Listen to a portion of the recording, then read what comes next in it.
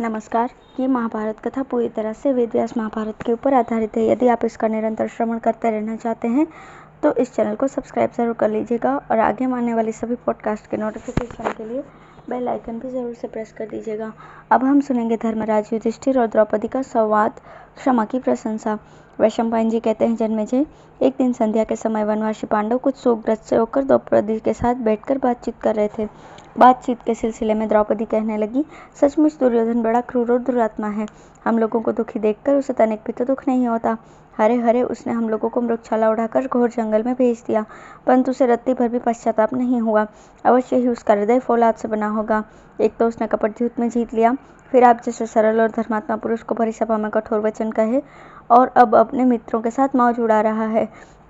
जब मैं देखती हूँ कि आप लोग सुनहरी पलंग छोड़कर कुछ कांस के बिछौनों पर सो रहे हैं, मुझे हाथी दांत का सिंहासन याद आ जाता है और मैं रो पड़ती हूँ। बड़े बड़े राजा आप लोगों को घेरे रहते थे, आप लोगों का शरीर चंदन चर्चित होता था। आज आप अकेले मेले कुचेले जंगलों में भटक रहे हैं। मुझे भला कैसे शांति मिल सकती है? आपके महलों में प्रतिदिन हजारों ब्राह्मणों को इच्छानुसार भोजन कराया जाता था, और आज हम लोग फल मूल खाकर जीवन निर्वाह कर रहे हैं। मेरे प्यारे स्वामी, भीमसेन को वनवासी और दुखी देखकर आपके चित्त में क्रोध क्यों नहीं उमड़ता? भीमसेन अकेले ही रणभूमि में सब कौरवों को मार डालने का उत्साह रखते हैं, परंतु आपका रुख न देखकर मन महसूस कर रह जाता है। अर्जुन 2 बाह के हो जाने पर भी 1000 बाह वाले कार्तवीर्य अर्जुन के समान बलशाली हैं। उन्हीं के अस्त्र कौशल से चकित होकर बड़े बड़े राजा आपके चरणों में प्रणाम और आपके यज्ञ में आकर ब्राह्मणों की सेवा करते थे। वही देवता और दानवों के पूजनीय पुरुष श्री अर्जुन आज वनवासी हो रहे हैं। आपके चित्त में क्रोध का उदय क्यों नहीं होता?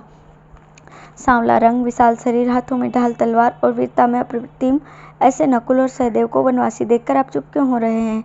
राजा द्रुपद की पुत्री, महात्मा पांडु की पुत्रवधू, धृष्टद्युम्न की बहन और पांडवों की पतिव्रता पत्नी, मैं आज वन वन भटक रही हूँ। आपकी सहन शक्ति को धन्य है। ठीक है, आप में क्रोध नहीं है। जिसमें क्रोध और तेज न हो वो कैसा क्षत्रिय?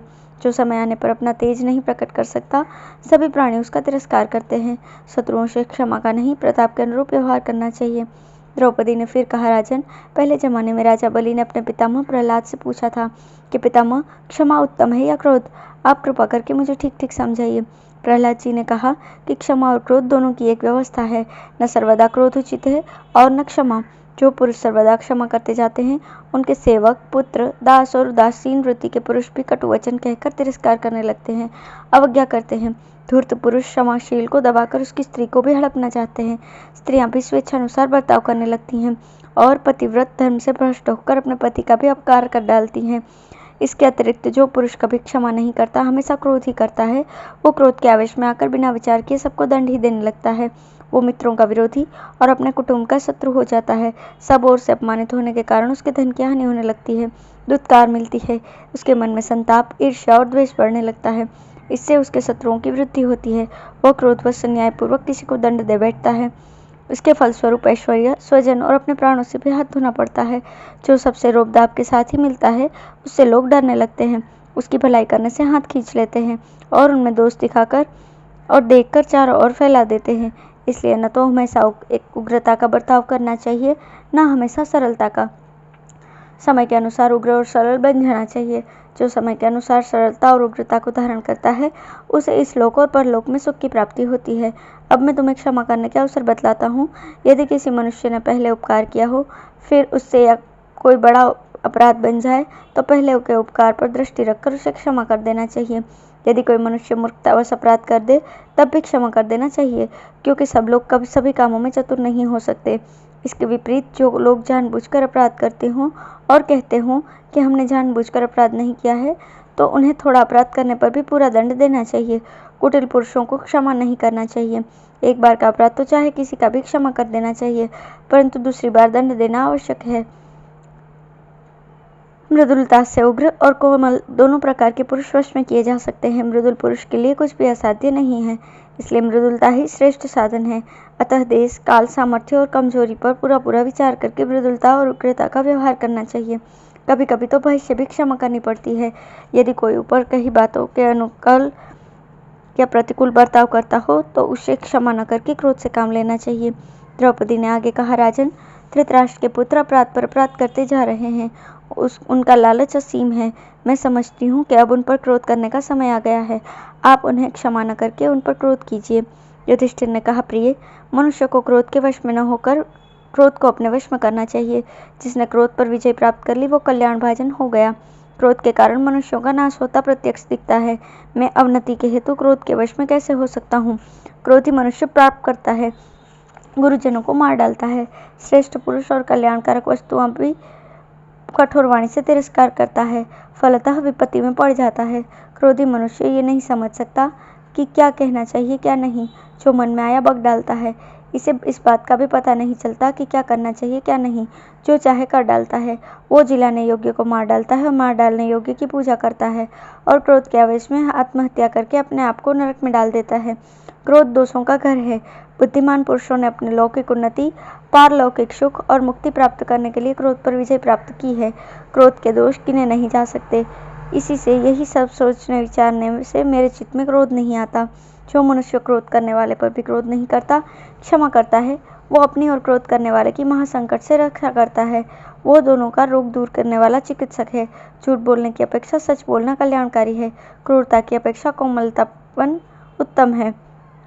क्रोध की अपेक्षा क्षमा ऊंची है। यदि दुर्योधन मुझे मार भी डाले तो भी मैं उसे अनेकों दोषों से भरे और महात्माओं से परित्यक्त क्रोध को कैसे अपना सकता हूँ? मैंने यह निश्चय कर लिया है कि तत्वदर्शी पुरुष में, जिसे तेजस्वी कहते हैं, क्रोध होता ही नहीं। जो अपने क्रोध को ज्ञान दृष्टि से शांत कर देते हैं, उन्हें ही तेजस्वी समझना चाहिए। क्रोधी मनुष्य जब अपने कर्तव्य को ही भूल जाता है, तब उसे कर्तव्य अथवा मर्यादा का ध्यान नहीं रहता। क्रोधी पुरुष अवध्य प्राणियों को मार डालता है, गुरुजनों को मर्मभेदी वचन कहता है। इसलिए यदि अपने में तेज हो तो पहले क्रोध को ही वश में करना चाहिए। काम करने की चतुराई, शत्रु पर विजय प्राप्त करने का उपाय, विचार, विजय प्राप्त करने की शक्ति और स्फूर्ति तेजस्वियों के गुण हैं। ये गुण क्रोधी मनुष्यों में नहीं रह सकते। क्रोध के त्याग से ही इनकी प्राप्ति होती है। क्रोध रजोगुण का परिणाम होने के कारण मनुष्यों की मृत्यु है। इसलिए क्रोध छोड़कर शांत हो जाना चाहिए। एक बार अपने धर्म से हट जाना भी अच्छा, परंतु क्रोध करना अच्छा नहीं। मैं मूर्खों की बात नहीं कहता। समझदार मनुष्य भला क्षमा का त्याग कैसे कर सकता है? मनुष्यों में यदि क्षमाशीलता न हो तो सब लोग आपस में लड़ झगड़ कर मिट मिटे, एक दुखी दूसरे को दुख दे, दंड देने वाले गुरुजनों पर भी प्रहार करने को उद्यत हो जाएं, तब तो कहीं धर्म ही नहीं रहेगा, प्राणियों का नाश हो जाएगा। ऐसी अवस्था में क्या होगा? गाली के बदले में गाली, मार के बदले में मार, तिरस्कार के बदले में तिरस्कार, पिता पुत्र को, पुत्र पिता को, पति पत्नी को और पत्नी पति को नष्ट कर डाले। कोई मर्यादा, कोई व्यवस्था, कोई सौहार्द न रहे। जो गाली देने पर भी, मारने पर भी क्षमा करता है, क्रोध को वश में करता है, वो उत्तम विद्वान है। क्रोधी मूर्ख है, नरक का भागी है। इस संबंध में महात्मा काश्यप ने क्षमाशील पुरुषों के बीच में क्षमा की साधना का गीत गाया है। क्षमा धर्म है, क्षमा यज्ञ है, क्षमा वेद है, क्षमा स्वाध्याय है। जो मनुष्य क्षमा के इस सर्वोत्कृष्ट रूप को जानता है, वो सब कुछ क्षमा कर सकता है। क्षमा ब्रह्म है, क्षमा सत्य है, क्षमा ही भूत और भविष्यत है, क्षमा तप है, क्षमा पवित्रता है। क्षमा ने ही इस जगत को धारण कर रखा है। याज्ञिकों को जो लोग मिलते हैं, उनसे भी ऊपर के लोग क्षमावानों को मिलते हैं। वेदज्ञों को, तपस्वियों को और कर्मनिष्ठों को दूसरे लोग मिलते हैं, परंतु क्षमावानों को ब्रह्मलोक के श्रेष्ठ लोग मिलते हैं। क्षमा तेजस्वियों का तेज है, तपस्वियों का ब्रह्म है और सत्यवानों का सत्य है। क्षमा ही लोकोपकार, क्षमा ही शांति, क्षमा में ही सारे लोकों परलोक, यज्ञ, सत्य और ब्रह्म प्रतिष्ठित है। ऐसी क्षमा को भला मैं कैसे छोड़ सकता हूँ? ज्ञानी पुरुष को सर्वदा क्षमा ही करना चाहिए। जब सब कुछ क्षमा कर देता है, तब वो स्वयं ब्रह्म हो जाता है। क्षमावानों को ये लोक और परलोक दोनों तैयार हैं। यहाँ सम्मान और परलोक में शुभ गति।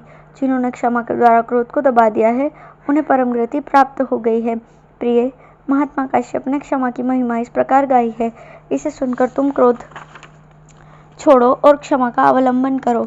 भगवान श्री कृष्ण, भीष्म पितामह, आचार्य धौम्य, मंत्री विदुर, कृपाचार्य, संजय और महात्मा वेदव्यास की क्षमा ही प्रशंसा करते हैं। क्षमा और दया ही ज्ञानियों का सदाचार है।